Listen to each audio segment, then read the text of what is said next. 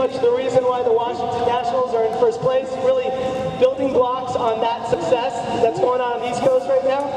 So without further ado, let me introduce you to Dodgers President Stan Kasten. Thank you. Thank you, David. And thank all of you for coming. I cannot tell you how great this scene is and how comfortable all of you have made me feel. This is a little odd. Let me tell you why I feel so good about talking to all of you tonight. You heard that I, once upon a time, was in Atlanta. And before we got good, people don't remember. We had 4 years in a row as we were building it that we had under 1 million attendance for the year. Under 1 million. So I promise you, I have very weird memories of going to the ballpark with crowds of exactly this size, okay? That was and now we'll get this for season ticket holders for a workout. That's great for me. So again, thank you so much for being part of our family. It's how we think of you. It's when Donnie wanted to have this workout tonight, the first thing our salespeople said was, this is something else that we could do for season ticket holders. It wasn't in the preseason plan. It was an opportunity that our people grabbed so that we could say thank you to you in yet another way. So again, from me, from all our owners, thank you so much for supporting us, for investing in us, and for staying with us. Now, I'm going to talk for a few minutes, but it's a thrill for me because I don't have to do my usual sales pitch. You've already heard that. You've bought. So I can do something else tonight. And what I thought I would do is just bring you up to date on how we're doing, on what projects are moving forward on how we're building this franchise. Because again, you're part of the family. You've invested in us, and I want you all to know how your investment is doing. You've probably all heard me talk about the 3 things that we focus on as we're building this franchise. The first is the team, the second is the fan experience, the third is our community outreach. I want to talk about what's been happening in all 3 of these areas. First, the team. I can't tell you how thrilled I am to see that we have endured the crucible of injuries that we've gone through, and we find ourselves in first place. I don't think anyone would have predicted at the start of the season that we could have endured that. So we feel very fortunate about that. We feel very fortunate that starting tomorrow we should return to relative health, and we're ready for the second half of the season. But in addition to that, the fact that we are where we are, the fact that we are in first place, also presents us with an opportunity that we are not going to squander. We're here, we're in this race, we have an opportunity to win, and we're going to be committed to doing everything we can to win, so that 2 or 3 weeks from now, we know there's a trade deadline. And I will tell you, Ned and his entire staff of scouts have been working very hard, talking to every team, looking at any opportunity we have to improve the team that we have now. Whether it's a bat or it's a pitcher, we're going to be aggressively looking at everything.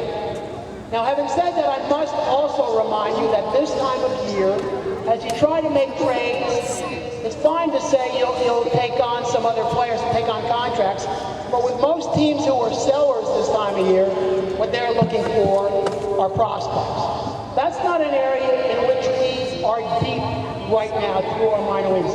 In a couple of years after we build it back up, we will be. But right now, the prospects that we have aren't nearly as many as I wish we had. So we may have tough decisions to make as we get closer to the deadline. Is this the right time to move a prospect if it's going to really help us be better next year? So you might be on the lookout and think about that as we're contemplating trades going forward. So that's on the major league level. Again, my commitment that if we can make a deal or deals to make our team better for this year, to take advantage of the good fortune we've had the first year, we are absolutely intended to do that. So that's the first thing I want to say. The second thing, thank you. The second thing I want to talk about is, okay, what's happening with our minor leagues? How is that coming? What are we doing? Well, different times of the year, there are different things happening. And what we just came through for the last month or two has been the minor league amateur player draft, and then the period of time when you can sign international players. We had a very good draft. We have signed all of the players that we wanted, all of our top 10 players. Even some difficult signability problems, we got them all signed. We feel we've made a major addition to our minor leagues. That will pay off in a few years.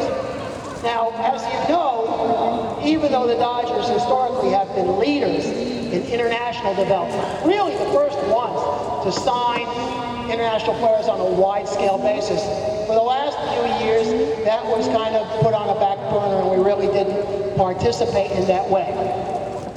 So this year, we have committed to be as aggressive as possible. And starting July 2nd, there were new rules this year that gave every team a cap of $2.9 million a year they can spend on international prospects. I will tell you already we have committed almost $2 million of our $2.9, and I'm going to tell you right now we will spend our full $2.9 this year that we can on international prospects. In addition, before the new rule started on July 2nd, there was our one last chance to sign international players without any limitations.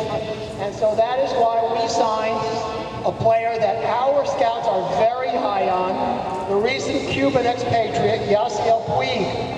And we've signed him to a major league contract for a lot of money, and we expect him to be a big contributor here in the very near future. Not this year, but a year or two, we do expect him to be what our scouts think will be a middle-of-the-order contributor in the major league. So, again, we've been very aggressive in trying to build up our minor leagues.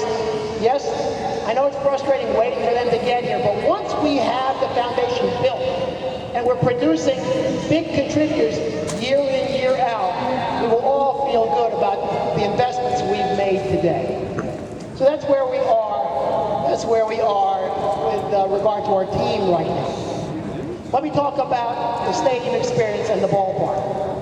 I don't have to tell all of you who love this stadium that it is the most beautiful place ever built to come and watch a baseball game.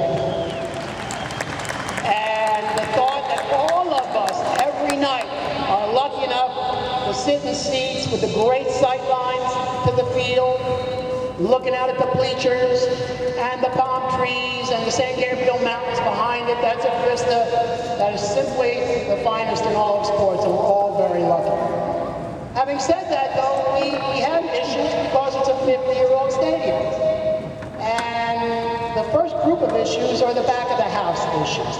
By that I mean power, water, information systems like internet service, cell service, things that, in the case of water and power, some of our pipes and wires are original equipment. They were old 25 years ago. They're even older today because they're the same ones, okay? So those are all in the process of being evaluated. We have hired engineers. We're getting bids in now for the work that has to be done. That's a project that will take all of the off-season, but my goal is to get that stuff fixed in time for opening day. Engineers have told me, Stan, don't try to plug another toaster in here, okay? We can't risk it. And that's why we can't yet go to new scoreboards and new sound systems and new information systems. We have basic